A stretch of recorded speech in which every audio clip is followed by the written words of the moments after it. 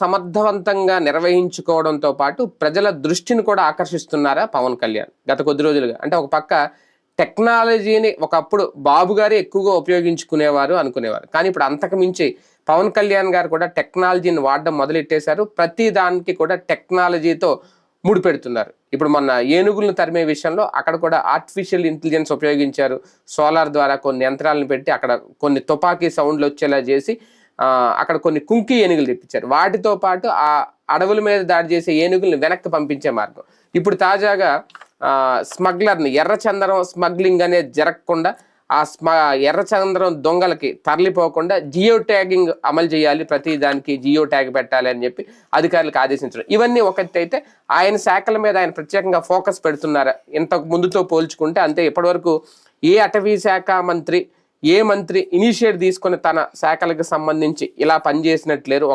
ఆ క్రెడిట్ పవన్ కళ్యాణ్ గారికే వస్తుంది అనే చర్చ వస్తుంది. అంటే దీని వెనక ఆయన కృషి, ఆయన శ్రమ, అంతకు మించి ఆయన కొత్త రాజకీయం అన్న స్టార్ట్ చేశారు. ఇదే అంశం మీద చర్చించే ప్రయత్నం చేద్దాం. సార్, ఫస్ట్ అంటే ఆయన పనితనం ఒకసారి ఒక రకంగా పనితీరు అనాలేమో, ఎప్రిషియేట్ చేసేంతగా అది కూడా టెక్నాలజీని ఉపయోగించుకొని ముందుకు వెళ్ళడం, ఒక మిత్ర పక్షంగా ఉండి కూటమిలో ఉండి ఇలా చేయడం పవన్ కళ్యాణ్ గారికి మాత్రమే సాధ్యం అవుతుందా? సహజంగా అంటే ఆ స్వేచ్ఛ మిగతా వాళ్ళకి ప్రభుత్వం ఇవ్వలేదా? ఈయన తీసుకున్నారా?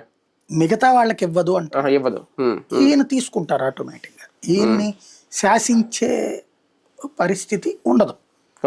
కొంత ఇబ్బంది అయ్యింది కానీ ఈయన దాన్ని జాగ్రత్తగా ట్యాకిల్ చేశారు, గొడవ పెట్టుకోకుండా. ఇప్పుడు కేంద్రం నుంచి నిధులు వస్తాయి డైరెక్ట్ గా, ఆ నిధులు ఇదివరకు డైరెక్ట్ గా ఖర్చు పెట్టేశారు. ఇప్పటికి కూడా మొన్న కూడా పోలవరానికి సంబంధించి 2,500 కోట్లు అయితే 1,100 కోట్లే మొన్న ఇచ్చింది. ఇంకా 1000 కోట్లు ఎందుకు ఇవ్వని అడిగింది కేంద్రం మొన్న కూడా. అట్లాగే పంచాయతీరాజ్ డబ్బులు ఇదివరకు జగన్ ఖర్చు పెట్టేశాడని చెప్పి మళ్ళీ అది వేరు, శాసకీయ నిధులు అది వేరు. మళ్ళీ పంచాయతీరాజ్కి డైరెక్ట్ నిధులు మొన్ననే విడుదల చేశారు 4,000 కోట్లు ఎంతో. అలా రిలీజ్ చేసిన డబ్బులన్నీ ప్రభుత్వం వాడేసుకోవడం అన్నది అలవాటు. ఎందుకు వాడేస్తారంటే పంచాయతీరాజ్కి సంబంధించినటువంటి దాంట్లో గతంలో ఏం జరిగేది, బాబు గారి టైంలో ఈ కరెంటు బిల్లులు ఇవన్నీ కట్టేవాళ్ళు కదా, అవి ప్రభుత్వం దగ్గర నుంచి వసూలు చేసుకునేది డిపార్ట్మెంట్. కాబట్టి అది ప్రభుత్వం అటు కట్టేసేది. దాంతో ఇక పంచాయతీలకు ఏ పని జరగలేదు. అదే జగన్మోహన్ రెడ్డిని తిట్టింది పవన్ కళ్యాణ్. తను అధికారంలోకి వచ్చాక ఇదిగో మేము ఇచ్చేస్తున్నాం అన్నారు. మొదటిసారి 1000 కోట్లు ఎంత వస్తే 300 కోట్లు 400 కోట్లు రిలీజ్ చేశారు. 400 కోట్లు వచ్చేసినాయి, మిగతాయి కూడా వచ్చేస్తున్నాయని చెప్పారు. ఇప్పటిదాకా ఒక్కసారి పవన్ కళ్యాణ్ గారు లెక్క తీసి ఈ 18 నెలలు, ఈ 16 నెలలు 17 నెలలు కదా, 17 నెలల్లో ఎంత డబ్బులు అక్కడి నుంచి వచ్చినాయి, కేంద్రం నుంచి ఎంత గ్రౌండ్ లో ఖర్చు పెట్టారు, ఇది చెప్పట్లా. మిత్రధర్మం కోసం అంతా ఏం ఖర్చు పెట్టలా, సగం కూడా ఖర్చు పెట్టుంటారు. కానీ గతంతో పోల్చుకుంటే, జగన్తోనైనా లేదా ఫస్ట్ టైం చంద్రబాబుతో పోల్చుకుంటే ఖర్చు ఎక్కువ ఇచ్చారు. దాని కారణంగానే ఈయన ఒక తన ముద్ర పడేటట్టుగా, అదేది ఊళ్ళల్లో ఈ మోగజేవాలు వెళ్ళేటప్పుడు మంచి నెలకు తొట్లు కట్టడాల దగ్గర నుంచి, అట్లాగే రోడ్లు వేయించడం దగ్గర నుంచి ఇవన్నీ సిస్టమేటిక్ గా చేసుకొస్తున్నారు. అది కేంద్ర ప్రభుత్వానికి సంబంధించిన పథకాలని సక్రమంగా అమలు చేస్తారు. ఈయన ఏంటంటే ఓ రకంగా చెప్పాలంటే కేంద్ర ప్రభుత్వ పథకాలకి ఒక దాన్ని ఏమంటారు, రాష్ట్రానికి సంబంధించి పర్ఫెక్ట్ పర్సన్ అయ్యారు. బీజేపీ వాళ్ళ వల్ల కావట్లా. బీజేపీ మంత్రి ఉన్న సత్యకుమార్ యాదవ్ కేంద్ర ప్రభుత్వం డబ్బులు తీసుకొచ్చి హాస్పిటల్ కట్టుకుంటారు ఆయన అంటే, హాస్పిటల్ ప్రైవేట్కి ఇస్తుంటే చప్పట్లు కొడుతున్నాడు ఈయన. లేదా బీజేపీ కూడా చప్పట్లు కొడుతుంది, పీపీపీ కింద ఇచ్చేస్తాడు. అది కేంద్ర ప్రభుత్వం డబ్బులు అయ్యి దాన్ని చప్పట్లు కొడుతున్నారు వీళ్ళు. మన పిడుగురాళ్ళది అనుకుంటా, అది కేంద్ర ప్రభుత్వం ఒప్పుకోలేదని ఆగడము, దాన్ని మనమే నిర్వహిస్తామని ఏదో చెప్పుకొచ్చినట్టు. ఈవెన్ దాన్ని ఏమంటారు, ఆరోగ్య కేంద్రాల కింద ఇప్పుడు జగన్ టైంలో పెట్టినటువంటి హెల్త్ క్లినిక్స్ ఉన్నాయి కదా, అవి ఆరోగ్య కేంద్రాలు కేంద్ర ప్రభుత్వం. ఆయన ప్రచారం చేసుకోవడం చేత కాదు. ఇప్పుడు ఆయుర్వేదాకి డబ్బులు వస్తున్నాయి కేంద్రం నుంచి, అయ్యి ప్రచారం చేసుకోవడం చేత కాదు. రోజు ప్రెస్ మీట్లు ఒక మొక్క ఎక్కడో మాట్లాడితే అదే అయిపోయింది నేను చెప్పేశానని ఆయన శబాష్ అని సంకలు గుద్దుకుంటాడు.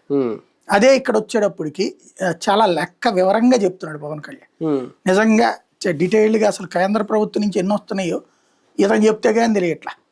ఇప్పుడు ఆ నిధులు ఏవైతే సిస్కో నిధులు అవి డీటెయిల్డ్ గా 2,000 కోట్ల రూపాయలు ఎట్లా వచ్చినాయి, ఈ గ్రామాల్లో ఇట్లాంటి అవనగడ్డ దగ్గర ఫ్లైఓవర్ కట్టుకోండి 160 కోట్ల రూపాయలు అది శాంక్షన్ చేద్దాము, లేకపోతే ఇంకోటి ఒక సిస్టమ్ లోకి వెళ్తుంది. కాకపోతే ఈయన ఆదేశిస్తున్నాడు, రేపు అమలు చేస్తారా లేదా అది తేలాలి. అవును. పంచాయతీ కూడా మొత్తం డబ్బులు రావాలా, మొత్తం ఖర్చు పెట్టాలి. కానీ జరగట్లేదు ఇంకా. బట్ గతంతో పోల్చుకుంటే నడుస్తున్నది కదని ఆయన కూడా సాటిస్ఫై అవుతున్నాడు. కానీ టోటల్ నిధులు రావాలా, టోటల్ నిధులు పంచాయతీలకు కేటాయించాలి. అది మళ్ళీ ప్రభుత్వం, రాష్ట్ర ప్రభుత్వం వాడేసుకుంటే ఎట్లాగా? లేదా రాష్ట్ర ప్రభుత్వం పంచాయతీలకు వాడామని ఈయనకి వివరణిస్తే ఎట్లాగా? ఈయన ఏమన్నారు, పంచాయతీల డబ్బులు పంచాయతీలే. ఇంకోటి సర్పంచులకే అధికారాలు అన్నారు. మేబీ ఇప్పుడు ఒక ఆస్పెక్ట్ లో పవన్ కళ్యాణ్ ని వాళ్ళు ఆపుంటారు చంద్రబాబు గారు. ఇప్పుడున్న వీళ్ళంతా వైసీపీ వాళ్ళు కదా, మళ్ళీ వాళ్ళ చేతుల్లోకి వెళ్తే ఎందుకులే ఆగు, స్థానిక ఎన్నికలు అయ్యేదాకా అని ఉంటే అందుకోసం ఆయన ఉన్నా ఆగుండొచ్చు దీనికి. మేబీ ఒక ఆస్పెక్ట్ లో పవన్ కళ్యాణ్ అభినందించాల్సింది ఏంటంటే పర్యావరణ విషయంలో ఆయన పర్ఫెక్ట్ గా ఆయన యాక్టివిటీ. అంటే పర్యావరణం ఏమి కాపాడుతుంది కొత్తగా ఏం లేదు బేసిక్ గా, కానీ దాంట్లో రివ్యూ చేస్తున్నాడు ఎప్పటికప్పుడు. దానివల్ల కొంత చర్చ జరుగుతుంది. ఇప్పుడు ఫ్యాక్టరీలు మొన్న తగలబడ్డాయి, దాని వలన వచ్చినప్పుడు ఏం జరిగింది, ఇట్లాంటి నివేదికలు అడగడం. అది పర్యావరణం విషయంలో సమీక్షిస్తున్నాడు. గతంలో సమీక్ష ఉండేది కాదు ఆ ఆస్పెక్ట్ వరకు.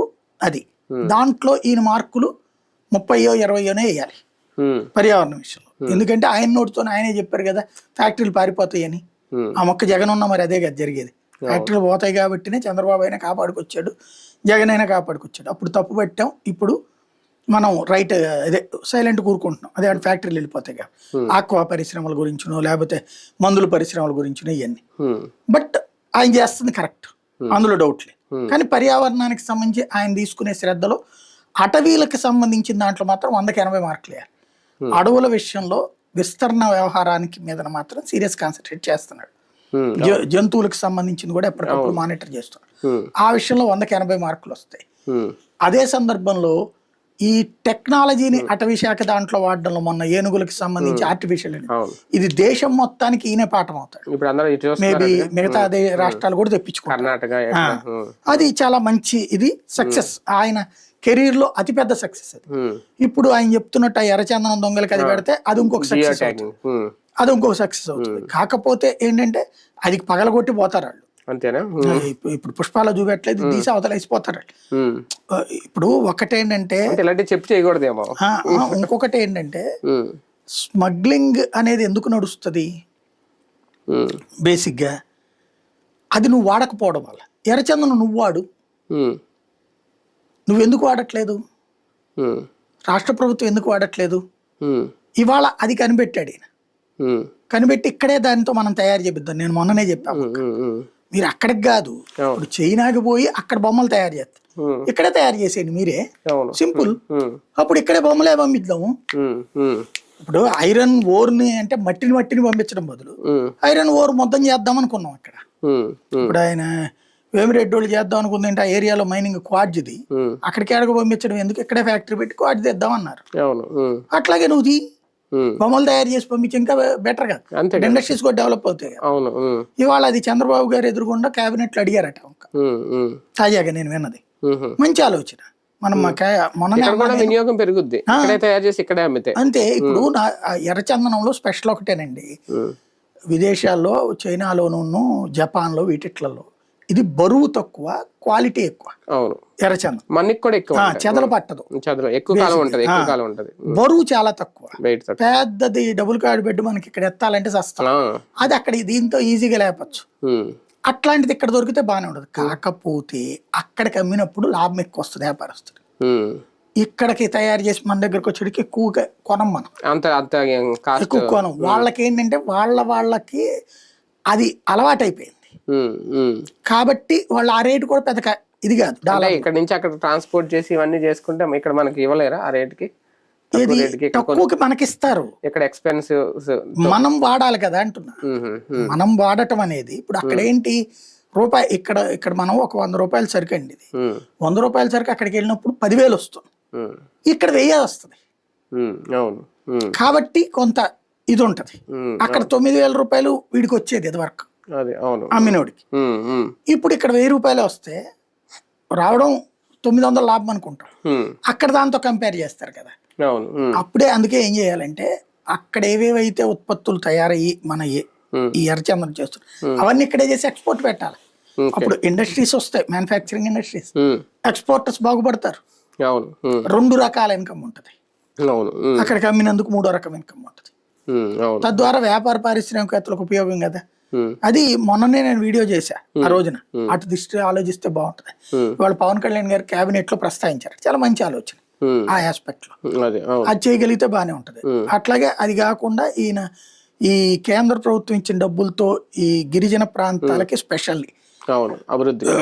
గిరిజన డెవలప్మెంట్. ప్రాంతాల్లో ఏంటంటే దశాబ్దాల తరబడి మనకు అసలు దాన్ని పట్టించుకోవాలి. నేను ఇదివరకు అడవుల్లోకి వెళ్ళిన ఎప్పుడు కూడా కరెంట్ అన్నది అక్కడ చూడాల. నేను ఒకానొక స్టేజిలో ఆలోచించి కొన్ని ఏరియాల వరకు సోలార్ది ప్లాన్ చేశాను, కానీ అంత బడ్జెట్ నేను గబక్కన తొందరపడి ఒక లెక్క అనుకున్నా. అప్పుడు నేను ఒక సోలార్ పవర్ ప్లాంట్ వాళ్ళతో మాట్లాడితే మనకి ఇట్లా తగిలించుకునేవి ఉంటాయి, జస్ట్ చిన్నవి, light with light with panel. అది 500 రూపాయలు అన్నారు. అప్పుడు నా చేతిలో ఉన్నది ఒక 5,000 రూపాయలు, ఒక 10 తీసుకున్నా. నేను ఫస్ట్ లో ఏం చేశానంటే ఈ 10 తీసుకుని ఈ రోడ్ల పక్కన బళ్ళు పెట్టుకుని అమ్ముకునేటటువంటి వాళ్ళు ఎవరి దగ్గర లైట్కి డబ్బులు ఖర్చు పెట్టుకునే కంటే ఈ తీసుకోమని చెప్పేసి ఒకళ్ళకి 2 చొప్పున ఒక 5గురికి ఫ్రీగా ఇచ్చినప్పుడు వాళ్ళ దగ్గర ఆ సంతోషం చూసి గిరిజన ప్రాంతాలు ఇది ఇస్తే బాగుంటుంది అనిపించింది. కానీ ఆ మొత్తం అదేంటి ఓవరాల్ కనీసం ఒక ఊర్లో ఒక 100 మందికి అన్నా ఇవ్వాలి. అంతేగా, 100 మందికి అంటే మనం అది 100-500 వచ్చేటికి అంత స్తోమత మనకి లేక ఆగిపోయాయి. అట్లాంటి దానికి అలా ఒక్క ఊర్లో ఒక్క చోటకి మాత్రం పంపించా. అప్పుడు ఆ ఇంట్లో ఆ వెలుగుదే విజువల్ తీపిస్తేనే నాకు చాలా సంతోషం అనిపించింది. అట్లాంటిది ఇవాళ రోజున ఇళ్ళకి ఊర్లకి వెలుగులు వస్తే ఎంత గొప్పగా ఉంటది. నేను అట్లాంటిది ఒక మన విశాఖపట్నంలో ఒక ఎస్పీ గారు అకున్ సబర్వాల్ గారు, అప్పుడు ఈ మావోయిస్టులు ఏరివేతలు తిరుగుతున్నప్పుడు నేను బాగా ఆయన క్యాజువల్ గా చాలా బాధ్యతగా చెప్తాడనమాట. అడిగినప్పుడు మాట పోలీసుల్లో కొంత రఫ్నెస్ కాకుండా ఫ్రెండ్లీగా మాట్లాడే వాళ్ళు ఉన్నప్పుడు మనం ఏమైనా ఎక్స్ప్లెయిన్ చేయొచ్చు. ఆయనకి నేను అప్పుడు చెప్పాను, మీరు నక్సలైట్లని మీరు పట్టుకుంటున్న వాళ్ళు ఎవరు నక్సలైట్లు కాదండి. నక్సలైట్లు ఆ ఊరికి వెళ్ళి 10,000-15,000 చేతిలో పెట్టి వాళ్ళ చేత చెట్లు నరికిస్తున్నారు, వాళ్ళ చేత మందుపాతలు పెట్టిస్తున్నారు. మీరు వాళ్ళని తీసుకొచ్చి నక్సలైట్లు అని చెప్తున్నారు. మీ దృష్టిలో రికార్డుల్లో బోల్డ్ అంత ఇది ఉంటది. వాడు రేపు పొద్దున్న జైల్లో ఉంటే ఆడు కుటుంబం రోడ్డున పడుతుంది, వాళ్ళ పిల్లలు నాశనం అవుతున్నారు. దాని తర్వాత ఆడు బయటకు వచ్చాక నక్సలైట్ అని మీరు పట్టుకు తిప్పుతున్నారు తప్పించి ఏం ప్రయోజనం లేదు. నేను అక్కడ గమనించింది అది, నేను అడవికి వెళ్ళినప్పుడు గమనించింది అది. ఆ మొక్క చెప్తే ఆయన చాలా బాధ్యతగా తీసుకుని మిలిటెంట్ అనే సిస్టమ్ పెట్టి వీళ్ళందరూ ఇట్లాగా నక్సలైట్కి ఎవరెవరైతే హెల్ప్ చేశారో వాళ్ళందరూ ఎందుకు చేస్తున్నారు వీళ్ళు మరి అన్నారు. అక్కడ ఏముందండి, ఉపాధి 30 రూపాయలు వస్తుంది, అది కూడా రోజు కాదు. ఆ ఉపాధి హామీ పథకం తప్పించి వాళ్ళకి ఇంకే పని ఉండదు. ఉపాధి హామీ పథకం కిందన నెలకు ఒక 10 రోజులు పట్టుకుంటే 10 రోజులు 300 రూపాయలు 200 రూపాయలు వస్తే దాన్ని 5-6 ఇస్తారు. వీళ్ళు తలకు 30 రూపాయలు 40 రూపాయలు వస్తుంది. పనస తొనలు ఒక రోజు, ప్రతి ఇంటి దగ్గర పనస చెట్లు పెంచుకుంటారు. పనస తొనలు ఒక రోజు, పనస అది ఉంటది కదా పొట్టు, దాన్ని నానబెట్టి తినేది ఒక రోజు. ఇట్లా తిని వాళ్ళు దాంతో అనారోగ్యం పాలయ్యి ఆసుపత్రికి వెళ్దామంటే అక్కడ డాక్టర్ ఉండడు. అక్కడ వీళ్ళు ఏం చేస్తారు, కింద నుంచి ఏఎన్ఎంలు కానీ మందులు పంపిస్తారు. ఏఎన్ఎంలకి ఇవన్నీ ఏం తెలుస్తాయి, కడుపు నొప్పి దీనివల్ల అనేది ఇది ఉండదు. దాంతో వాళ్ళు ప్రాణాలు కోల్పోతున్నారు. అప్పట్లో 5,000 మంది అది చచ్చిపోయారు అనమాట. ఆ విషయం మీద నేను వెళ్ళి అప్పుడు కవర్ చేశాను, 5,800 మంది చనిపోయినటువంటి సందర్భం అది. ఆ తర్వాత మళ్ళీ నేను అక్కడికే రిపోర్టింగ్కి వెళ్ళడం మూలంగా పరిచయం అయినప్పుడు ఇదంతా చెప్తే ఆయన అప్పుడు ఎలా చేస్తే బాగుంటుంది అన్నప్పుడు వాళ్ళకి ముందు ఒక చిన్న పవర్ జనరేషన్ ఉండాలి, సోలార్ లాంటి. ప్లస్ ఆ యువతరం అక్కడ ఖాళీగా కూర్చుంటున్నారు, వాళ్ళకి ఆడుకోవడానికి ఏదన్నా ఉండాలి, అలాగే వాళ్ళకి ఒక ఉపాధి ఉండాలన్నప్పుడు ఆయన బోలెడు ఏర్పాట్లు చేశారు. క్యారమ్స్ దగ్గర నుంచి, చెస్సుల దగ్గర నుంచి ఇట్లాంటివన్నీ ఆడుకోవడానికి క్రికెట్ బ్యాట్లు ఇట్లాంటివన్నీ పంపించారు ఫ్రీగా.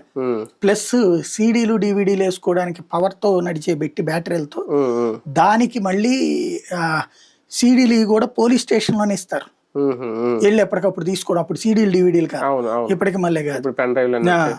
అట్లాంటి అవన్నీ ఆయన పోలీసు డబ్బులతో చేశారు. దాంతో కంట్రోల్ అయింది. ఆ తర్వాత వచ్చిన ఎస్పీ మురళి గారు కానీ వీళ్ళందరూ చేసుకొచ్చారు. అంటే చెయ్యాలి అన్న తపన ఉండాలి. ఇప్పుడు అట్లాంటి తపన ఈయన దగ్గర ఉంది. లైట్లు పంపించడం కానీ, లేకపోతే ఈయన సొంత డబ్బులతో చెప్పులు పంపించడం కానీ మంచి ఆలోచన చేస్తున్నారు. ఈవెన్ మొట్టమొదటిసారి అనుకుంటే వాళ్ళు ఆయన క్యాబినెట్ లో ఈ ప్రపోజల్ ఆయనంతటా ఆయన పెట్టింది. ఎర్రచందనం మీద. ఎర్రచందనం, అవును, జియో ట్యాగింగ్. జియో ట్యాగింగే కాదు, దీని గురించి కూడా మాట్లాడారట. ఫస్ట్ టైం క్యాబినెట్ మీటింగ్ లో నాయకుల మధ్యన సమన్వయం ఉండట్లేదు, ఎమ్మెల్యేలు పెత్తనం చేస్తున్నారు, ఇదే మాట ఎంటలేదు, ఎమ్మెల్యేని కంట్రోల్లో పెట్టాలని చంద్రబాబు లోకేష్ తో పాటు పవన్ కళ్యాణ్ సమన్వయాన్ని కూడా చెడగొడుతున్నారు వీళ్ళు, చెప్పినా కూడా వింటలేదు అన్నది పవన్ కళ్యాణ్ తొలిసారి క్యాబినెట్ లో కూర్చుని చంద్రబాబు గారితో చెప్పుకొచ్చారు. మొత్తం మీద నోరు విప్పారు ఈ విషయం మీద. నియోజకవర్గాల ఇన్ఛార్జ్, జిల్లాల ఇన్ఛార్జిలే ఇది చూడాలని ఆ సందర్భంగా చంద్రబాబు గారు వెంటనే ఆదేశించాల్సి వచ్చింది. అవును, క్యాబినెట్ లో మంత్రులకి, మీరు ఇన్ఛార్జ్ ఎక్కడైతే ఉంటారో అక్కడ ఎమ్మెల్యేలు మాట ఏమకపోతే యాక్షన్ మీరు తీసుకోండి అన్నటువంటి మాట. అంటే ఫస్ట్ టైం పవన్ కళ్యాణ్ ఇప్పటిదాకా ఏంటంటే పేపర్లో 3 ఫోటోలు, ఫస్ట్ మోడీ, చంద్రబాబు, పవన్ కళ్యాణ్, తర్వాతన చంద్రబాబు పెద్దవాడయ్యాడు, మోడీ ఇంత అయ్యాడు, పవన్ కళ్యాణ్ ఇంత అయ్యాడు, మధ్యలో లోకేష్ వచ్చారు, మోడీ తర్వాత పక్కెళ్ళిపోయాడు. ఈ మధ్యన అసలు నిన్న అదేదో ప్రోగ్రామ్ పెట్టారు కదా, దాంట్లో అయితే లోకేష్ ఇది క్రికెట్ అమ్మాయి పంపించినప్పుడు అది పెట్టింది క్రికెట్ అసోసియేషన్ వాళ్ళే, పవన్ కళ్యాణ్ శాంతం పక్కన పెట్టేశారు. ఇలా క్రమంగా ఇది ఉంటే పవన్ కళ్యాణ్ క్రమంగా ఈ మధ్యన తన ఇండివిజువాలిటీని ప్రూవ్ చేసుకుంటా తన శాఖల విషయంలో, అంటే తనకి ఏదైనా శాఖ ఇస్తే అది పవర్ఫుల్ గా సక్సెస్ఫుల్ గా చేస్తాను, లోకేష్ అట్టా ప్రూవ్ చేసుకున్నాడు ఈయన. మిగతా మంత్రులకు అట్టంటి ప్రూవ్ చేసుకునే స్వేచ్ఛ లేదు, అది వాళ్ళ దురదృష్టం. ఈయనకి ఆ స్వేచ్ఛ ఉంది, పవన్ కళ్యాణ్కి అయినా లోకేష్ కి అయినా సద్వినియోగం చేసుకుంటాం. అంటే స్వేచ్ఛ ఒక్కటే కాదు, స్వేచ్ఛతో పాటు ఆ అనుభవం, ఆ టాలెంట్ కూడా. అంటే ఈయనకి పాలనా అనుభవం ఉందని నేను అన్నగానే, ఎందుకంటే ఫస్ట్ టైం కాబట్టి ఆయన మంత్రి అయినా ఎమ్మెల్యే అయినా ఇది ఫస్ట్ టైం. కానీ తక్కువ టైంలోనే ఒక అవగాహన ఉండడం వల్ల, పైగా స్వేచ్ఛ ఉండడం వల్ల అది, ఎందుకంటే ఇప్పటివరకు ఏ మంత్రి అయితే ఇట్లా లేదు, ఓన్గా ప్రూవ్ చేసుకోవడం, ఓన్గా నిర్ణయాలు తీసుకోవడం, సొంతంగా మాట్లాడేది, అది ఓన్లీ పవన్ కళ్యాణ్ కాబట్టి అవుతుందా? అంటే బేసిక్గా ఒకటి ఏంటంటే, మంత్రులు మీరు ఒక పరిపాలనా వ్యవస్థలో ఉన్నప్పుడు, ఈవెన్ ఏ ప్రైవేట్లోనన్నా ప్రభుత్వంలోనన్నా ఒక హెడ్ పొజిషన్లో ఉన్నారనుకోండి, మీరు శాసించే పొజిషన్లో ఉన్నప్పుడు మన చుట్టూ బ్యాచ్ చేరిపోతుంది, వాళ్లే కొన్ని ఇట్లాంటి సలహాలు ఇస్తారు. ఇచ్చిన దాన్ని మనం జడ్జి చేయాలి, ఇదిగో ఇది కరెక్ట్, ఇది వాడు, ఇది నువ్వు ఇట్లాంటి సలహాలు ఇవ్వబాక, ఈ ఇవ్వబాక అనగానే వీళ్ళు మనకు శత్రువులు అవుతారు లేదా దూరంగా ఉంటారు. అంటే ముందు ఇనిషియేట్ గా చేయాలని ఆలోచన అయినా రావాలి కదా సార్? చెయ్యాలని ప్రతి ఒక్కడికి ఉంటుందండి, ఏ ఒక్కడు నేను కూర్చుని. ఇప్పుడు 2014లో బీజేపీ అధికారంలో ఉంది సార్, అప్పుడు ఇద్దరు ఉన్నారు, కామినేని శ్రీనివాస్ గారు, బడిగొండ మాణిక్యాలరావు గారు, ఆయన దేవాదాయ శాఖ. ఇప్పుడు అలాగే వైద్య ఆరోగ్య శాఖ కూడా ఇప్పుడు ఆయన మంత్రి. కానీ వాళ్ళు ఇండివిజువల్ గా డెసిషన్ తీసుకునే సందర్భాలు ఏమైనా ఉన్నాయా? నేను చెప్తోంది అదే, వాళ్ళ చేతిలో ఉంది, వాళ్ళు ఇనిషియేటివ్ తీసుకోవాలి. అదే అంటున్నాను, ఎవరికి ఏమీ కొదవలేదు, తీసుకుంటే వీళ్ళు కాదంటారు అంతే. ఇప్పుడు ఆరోగ్య శాఖ మీద తీసుకోవచ్చు డెసిషన్, ఎందుకు లేదు, మార్పులు చేయొచ్చు, కావాలి లేదు, ఎందుకు చేయకూడదు? అదే అంటున్నాను, వీళ్ళకి ఆ ధైర్యం చాలదు. అదే అడుగుతున్నా. ఇప్పుడు మన ఇంట్లో గనక పాతకాలపు రోజుల్లో తండ్రి అంటే, తాత అంటే భయంగా ఉంటాం, వీళ్ళందరూ అట్లాంటి వాళ్ళు. పవన్ కళ్యాణ్కి ఏంటి, చనువు ఉంది, బాగా గారాల మనవడికి చనువు ఉంటది, ఇక్కడ గారాల కొడుకు ఓ రకంగా, సొంత కొడుకు దత్తపుత్రుడు కాబట్టి ఆటోమేటిక్ గా చనువు ఉంది, ఏ నానా అనే టైప్ లో ఉంది, పైగా ధైర్యం కూడా ఉందేమో. ఇంకోటి ఈయన వలన గెలిచామనేటటువంటి ఫీలింగ్, కృతజ్ఞత చంద్రబాబుకి కూడా ఉంది కాబట్టి. ఇంకోటి ఈయన్ని చెడగొట్టుకోవాలి అన్న ఆలోచన లేదు. మీరు అన్నట్టు బీజేపీకి ఏంటంటే అది మా మీద బతుకుతోందనే ఫీలింగ్ ఉండేది చంద్రబాబు. బీజేపీ వాళ్ళకి అధినాయకత్వానికి అయితే మా మీద చంద్రబాబు గెలుస్తున్నాడు అని ఫీలింగ్ ఉంది, కానీ లోకల్ వాళ్ళకి వచ్చేటప్పటికి అది లేదు. దాన్ని ఏమంటారు, ఆ స్వశక్తి ఫీలింగ్ లేదు. బీజేపీ పరిభాషలో చెప్పేటటువంటి ఇండివిజువాలిటీ వాళ్ళు ఫీల్ కావాలి, లేదా ఆ నియమించబడ్డటువంటి మంత్రులలో బానిసత్వ లక్షణాలు ఉంటున్నాయి తప్పించి పార్టీని బాగా మనం పార్టీ తరపున ఈ పదవులు పొందుతున్నాము, ఎంజాయ్ చేస్తున్నాం అన్న ఫీలింగ్ రావట్లేదు. అది బాబు గారి భిక్ష అన్న ఫీలింగ్ లో ఉంటున్నారు. అదే అవును, తెలుగుదేశం మంత్రుల కంటే ఎక్కువ ఫీల్ అయిపోతున్నారు వీళ్ళు. కానీ పవన్ కళ్యాణ్ గారి విషయంలో తానేంటో ఇండివిజువల్ గా ప్రూవ్ చేసుకుంటున్నారా, లేదంటే తనకి ఒక రూట్ క్లియర్ చేసుకుంటున్నారు, ఏర్పాటు చేసుకుంటున్నారు? మంత్రివర్గం పరంగా ఆయన ఏంటో ఆయన ప్రూవ్ చేసుకుంటున్నారు, రాజకీయ పరంగా తన ఇండివిజువల్ దారి తయారు చేసుకుంటున్నారు. భవిష్యత్ రాజకీయాలకు ఒక స్కెచ్, ఒక మ్యాప్ ప్రిపేర్ చేసుకుంటారు, మ్యాప్ రెడీ అవుతుంది, అందులో డౌటే లేదు. రైట్ చూద్దాం. మొత్తానికి పవన్ కళ్యాణ్ గారి మీద ఫోకస్ అయితే పడింది ప్రజలది కూడా, తన శాఖలకు సంబంధించి తీసుకుంటున్న నిర్ణయాలు ఇండివిజువల్ గా, లేదంటే ప్రజల కోసం ఆయన చేస్తున్నవి కొన్ని, అలాగే కొన్ని ఈ టెక్నాలజీకి సంబంధించి ఆయన వాడుతున్న ఆయన ఆలోచనలు, ఇవన్నీ కూడా ప్రజల మెప్పు అయితే పొందుతుంది. ఇది రేపు పొద్దున్న ఆయన వ్యక్తిగత రాజకీయానికి వేసుకుంటున్న బాట అది కూటమికి కలిసి వస్తుందా, ఆయన పార్టీకి కలిసి వచ్చేలా తీసుకుంటారు ఏంటనేది ఇంకా భవిష్యత్తులోనే తేలాలి, వేచి చూద్దాం.